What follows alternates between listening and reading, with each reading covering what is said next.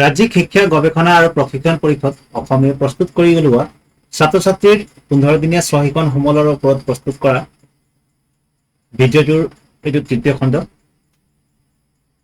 মৰমৰ ছাত্ৰ ছাত্ৰীসকল, অভিভাৱকসকল আৰু শিক্ষকসকল, আপোনালোক সকলোকে আজিৰ ভিডিঅ'টোলৈ স্বাগতম জনাইছোঁ। আমি ইতিমধ্যে দুটা খণ্ডত চহীখন সমলৰ পঞ্চম শ্ৰেণীৰ বাবে প্ৰস্তুত কৰা চহীখন সমলৰ বিষয়ে আলোচনা কৰিলোঁ। এতিয়া আমি তৃতীয় খণ্ডত বাকী থাকি যোৱাখিনি আমি আলোচনা কৰিম। গণিত বিষয়ৰ ওপৰত আমি আলোচনা কৰি আছিলোঁ। ইয়াত স্থানিকি আলোচনা হৈ আছিল আগতে। এই ভিডিঅ'টো চোৱাৰ আগত আপোনালোকে পূৰ্বৰ দুটা ভিডিঅ'সমূহ চাই ল'ব। 110, 120, 130, 140 ইয়াক আমি সহজভাৱে 150, 160 বুলি ক'ব পাৰোঁ। বা আমি ইয়াত শূন্যটোক যদি অকণমান সময়ৰ কাৰণে নাই বুলি ধৰি লৈ 11, 12, 13, 14, 15, 16 বুলিও লিখিব পাৰোঁ। কিন্তু যেহেতু আমি প্ৰতিটো সংখ্যাৰ পিছত শূন্য আছে, গতিকে আমি পাছফালে শূন্যটো লগাই দিব লাগিব। তেনেকৈ আমি লিখিব পাৰোঁ।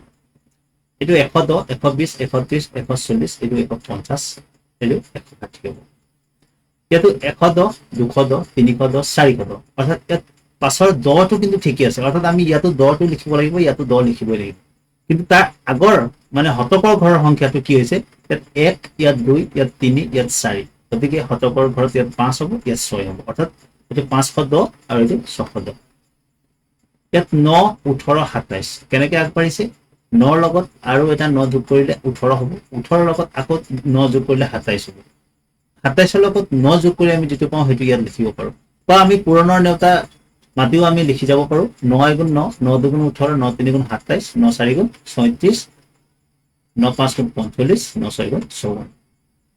ইয়াত 8 ঘৰ পুৰণ নেওতা মাতি গ'লে আমাৰ সহজ হ'ব, কাৰণ ইয়াত 8ৰ পিছত 16 আছে, অৰ্থাৎ আৰু 8 যোগ হৈছে। 8 গুণ 8, 8 দুগুণ 16 হৈছে। হ'বনে নহ'ব আমি আৰু এবাৰ চাব পাৰোঁ। ইয়াত 1, 2, 3, 4, 5, 8ৰ লগত 5 পূৰণ কৰিলে 40 হৈছে। গতিকে এইটো পূৰণৰ নেওতা বা 8ৰ ভেটিত আগবাঢ়ি গৈছে।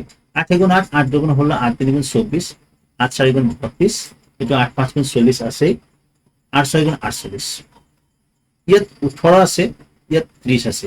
অৰ্থাৎ আমি কি সংখ্যা হ'লে ইয়াত 18 হ'ব? কিহৰ ভেটিত আগবাঢ়িলে সমান সমানকে 3 নম্বৰ ঘৰটোত কিমান হ'ব? ইয়াত 6 হ'ব লাগিব, ইয়াত 12, ইয়াত 18 হ'ব। বা আমি ইয়াত 6 গুণ 6, 6 দুগুণ 12, 6 তিনি গুণ 18, 6 4 গুণ 24, 6 5 গুণ 30, 6 6 গুণ 34 এনেকৈ আমি লিখিব পাৰোঁ। 6 দুগুণ 12, এইটো 18 আছে, 6 4 গুণ 24, 6 5 গুণ 30 আৰু এইটো 6 6 গুণ 34।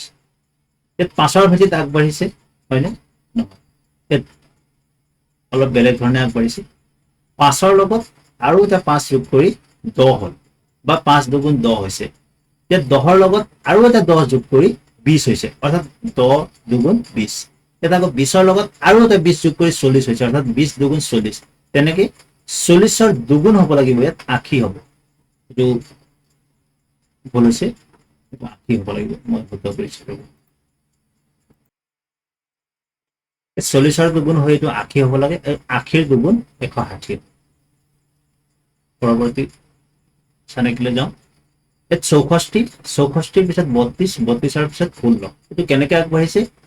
ইয়াত আধা আধা হৈছে, অৰ্থাৎ 64ক দুভাগ কৰিলে 32 32 হ'ব, তাৰে এভাগ লোৱা হৈছে, অৰ্থাৎ 64ৰ আধা 32, 32ৰ আধা হ'ব 16, 16ৰ আধা 8, 8ৰ আধা 4, 4ৰ আধা 2। বা আমি উল্টাভাৱে যদি চাওঁ, 2 দুগুণ 4, আকৌ 4 দুগুণ 8, 8 দুগুণ 16, 16 দুগুণ 32, 32 দুগুণ 64। ইয়াত 2, 6, 18 কেনেকৈ আগবাঢ়িছে?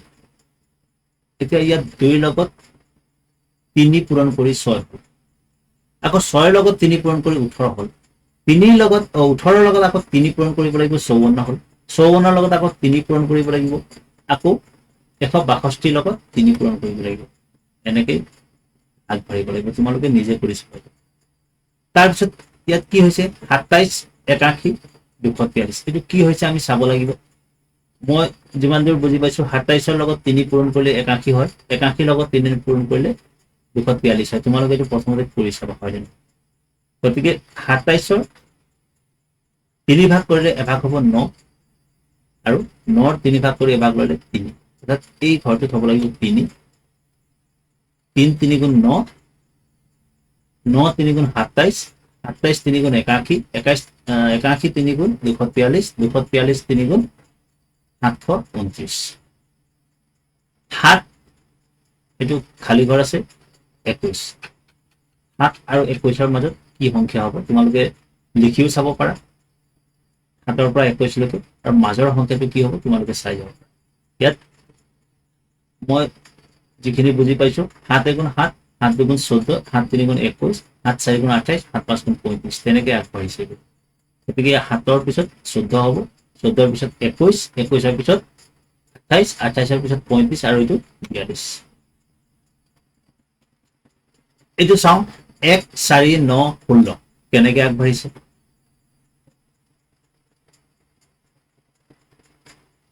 এইটো বৰ্গাকৃতিত আগবাঢ়িছে, বৰ্গ আকাৰ 1 গুণ 1, এইটো 1ৰ বৰ্গ 1, 2 আৰু 2 পূৰণ কৰিলে 4 পাওঁ, 3 আৰু 3 পূৰণ কৰিলে 9 পাওঁ, 4 আৰু 4 পূৰণ কৰিলে 16 পাওঁ, 5 আৰু 5 পূৰণ কৰিলে 25 পাওঁ, আৰু 6 আৰু 6 পূৰণ কৰিলে 37। এইটো 1 1 2 3 5 এইটো কেনেকে হ'ল এইটো চাওঁ।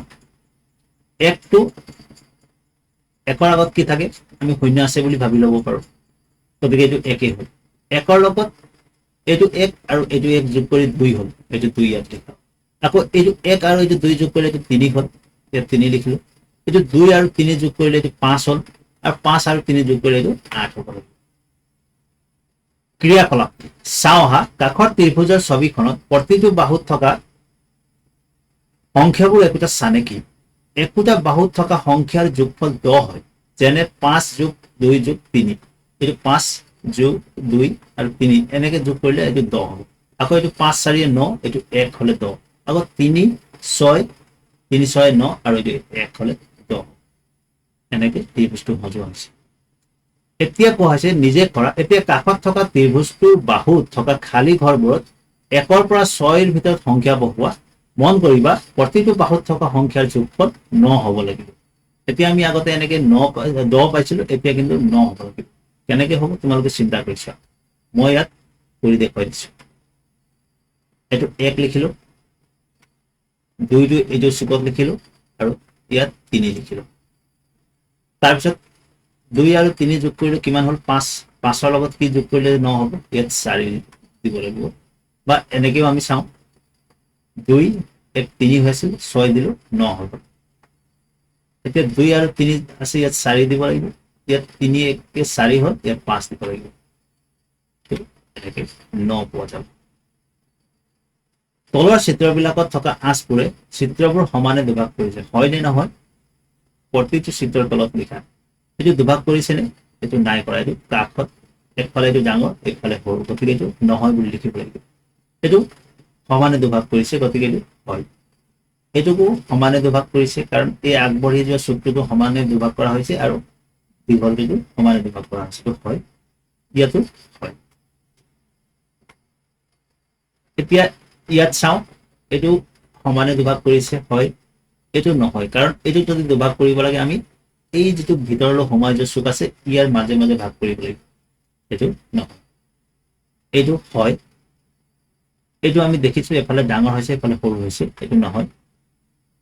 এইটো নহয়, কাৰণ এই চুকটো ঠেক আছে, এইটো বহল আছে, গতিকে এইটো সমানে দুভাগ নাই হোৱা। এইটো হয়, কাৰণ ইয়াত এটা চুক দুটা চুক তিনিটা চুক, ইয়াতো এটা চুক দুটা চুক তিনিটা চুক, এইটো সমানে দুভাগ হৈছে। এইটো সমানে দুভাগ হৈছে, এইটো হৈছে। এতিয়া ওপৰৰ ক্ৰিয়াকলাপটোৰ দৰে তলৰ চিত্ৰবিলাকত আঁচ টানি সমানে দুভাগ কৰাচোন। এতিয়া ইয়াত দুভাগ কৰিব লাগে, কেনেকে কৰিম। মই ইয়াত যিহেতু কম্পিউটাৰত কৰিছো, সেইকাৰণে তোমালোক হয়তো অলপ ইফাল সিফাল হ'ব পাৰে, তোমালোকে কিন্তু স্কেলেৰে জুখি সমানভাৱে কৰিবা বা স্কেলেৰে আঁচটো টানিবা। এইটো সদায় চুকত ভাগ কৰিব লাগে, তেতিয়া সমান হয়।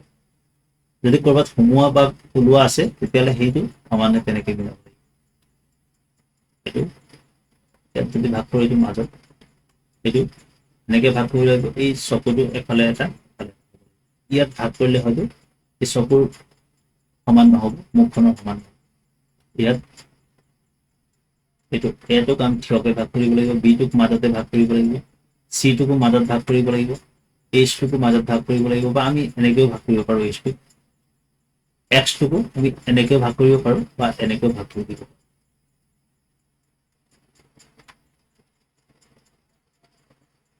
বিষয় পৰিৱেশ অধ্যয়ন পাঠ ভিন ভিন পৰিৱেশৰ উদ্ভিদ চতুৰ্থ শ্ৰেণীৰ পুনৰ আলোচনা এইটো চতুৰ্থ শ্ৰেণীৰ পাঠ আছিল পঢ়ুৱা পৃথিৱীৰ সকলো ঠাইৰ পৰিৱেশ একে নহয় বৰষুণ উষ্ণতা আদি পৰিৱেশৰ ওপৰত প্ৰভাৱ পেলায় পৰিৱেশ ভেদে ভিন ভিন ঠাইৰ উদ্ভিদো ভিন ভিন হয় উদাহৰণস্বৰূপে পানীৰ অভাৱৰ বাবে মৰুভূমিত গছ-গছনি অতি কম মাটিৰ বহুত তললৈকে গৈ পানী সংগ্ৰহ কৰিব পৰাকৈ মৰুভূমি অঞ্চলৰ কেকটাছ জাতীয় উদ্ভিদৰ শিপাবোৰ দীঘল তদুপৰি পানী সঞ্চয় কৰি ৰাখিবৰ বাবে ইহঁতৰ গাটো মমহাল মৰুভূমিত বলা বালিৰ ধুমুহা আৰু আন আন প্ৰাণীৰ পৰা উদ্ভিদজোপাক ৰক্ষা কৰিবৰ বাবে কেকটাছৰ গাটো কাঁইটেৰে ভৰি থাকে সেইদৰে পৃথিৱীৰ মেৰু অঞ্চল বেছিভাগ সময় বৰফেৰে ঢাক খাই থকাৰ বাবে তেনে অঞ্চলত গছ-গছনি কম খুব কম মেৰু অঞ্চলত আৰু মৰুভূমিত কেনেকুৱা গছ বেছিকৈ পোৱা যায় কেকটাছ জাতীয় গছ পোৱা যায় যিবিলাক কাঁইটেৰে ভৰি থাকে তাত কিছুমান মছ আৰু তৃণ জাতীয় উদ্ভিদ গছে ক'ত মেৰু অঞ্চলত য'ত বৰফ বেছিকৈ পৰে আনহাতে হিমালয় পৰ্বতৰ ওখ অঞ্চলত বছৰৰ অধিকাংশ সময় বৰফ পৰি থাকে আৰু তুষাৰপাত হয় সেই বৰফৰ পৰা বাচিবলৈ তেনে অঞ্চলৰ উদ্ভিদসমূহ অধিক ওখ ঠাল ঠেঙুলিযুক্ত আৰু দীঘল জোঙা পাতযুক্ত হয় পৃথিৱীৰ কিছুমান অঞ্চল প্ৰচণ্ড গৰম আৰু গোটেই বছৰে অধিক বৰষুণ হোৱাৰ বাবে তেনে ঠাইত বৃক্ষজাতীয় উদ্ভিদেৰে ভৰি থাকে আমি বাস কৰা ঠাইটো এই ধৰণৰ গছে সাধাৰণতে অলপ বেছি হয় ক্ৰিয়াকলাপ 1 তুমি জনা কিছুমান উদ্ভিদৰ নাম লিখা আৰু সেইবোৰ কেনেকুৱা ঠাইত হয় লিখা সাধাৰণতে আমি ইয়াত যিখিনি লিখিম আমাৰ ঘৰৰ ওচৰে পাজৰে থকা উদ্ভিদবিলাক লিখিবা আৰু কেনেকুৱা ঠাইত হয় হয়তো বালিচহীয়া মাটিত হ'ব পাৰে বা বোকাত হ'ব পাৰে বা পানীৰ মাজতো থাকিব পাৰে সেইবিলাক তোমালোকে লিখিবা কাৰণ তোমালোকৰ ঘৰৰ ওচৰে পাজৰে কি কি উদ্ভিদ আছে মইতো নাজানিম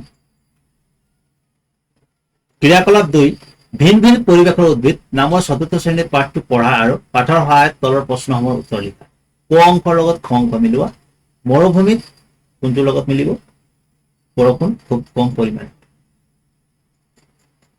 গৰম আৰু কম বৰষুণ হোৱা অঞ্চলত কি হয় দীঘল ঘাঁহেৰে আৱৰা তৃণভূমি দেখিবলৈ পোৱা যায় হিমালয় পৰ্বত অতি ওখ বেছিভাগ সময় বৰফেৰে ঢাক খায় পৃথিৱীৰ একেবাৰে উত্তৰ আৰু দক্ষিণ অংশ এই অঞ্চলত প্ৰচণ্ড শীত হয়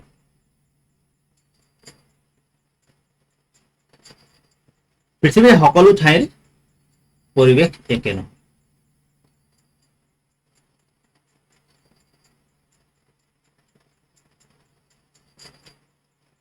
খালী ঠাই পূৰ কৰা খালী ঠাই আছে হল বালি আৰু শিলেৰে ভৰা বৃহৎ অঞ্চল এইটো হ'ব মৰুভূমি হল বালি আৰু শিলেৰে ভৰা বৃহৎ অঞ্চল হিমালয় পৰ্বত অতি ওখ হোৱাৰ কাৰণে এই অঞ্চলত প্ৰচণ্ড কি হয় তুষাৰপাত হয় অঞ্চলত গছ-গছনি বৰ কম কোন অঞ্চলত মৰুভূমি ডাঠ গছ-গছনিৰে পূৰ্ণ অঞ্চলক আমি কি বুলি কওঁ অৰণ্য বুলি কওঁ আমি এই পাঠৰ পাঠ নহয় 15 দিনীয়া স্ব-শিক্ষণ সমলত ওপৰত প্ৰস্তুত কৰা পঞ্চম শ্ৰেণীৰ ভিডিঅ'টো আমি ইমানতে শেষ কৰিছোঁ পঞ্চম শ্ৰেণীৰ স্ব-শিক্ষণ সমলৰ ওপৰত 3টা ভিডিঅ' হৈছে এইটো তৃতীয় খণ্ড আমি সকলোকে অনুৰোধ জনাইছোঁ মই সকলোকে অনুৰোধ জনাইছোঁ এই ভিডিঅ'ৰ প্ৰথম দ্বিতীয় তৃতীয় 3টা চাই তাৰপিছত আমি অভিভাৱকসকলে হওক বা শিক্ষকসকলে হওক বা ছাত্ৰ ছাত্ৰী হওক আমাৰ যিখন শিক্ষণ সমল আছে সেইখিনি ফুৰাব লাগে আৰু পৰাপক্ষে ভিডিঅ'টো চাই লৈ আমি যিখিনি বুজি পাওঁ সেই বুজি পোৱাৰ পিছতে প্ৰপত্ৰখন বা সেইখন সমলসমূহ পূৰাব লাগে। ভিডিঅ'টো চাই পুৰাব নালাগে। ধন্যবাদ।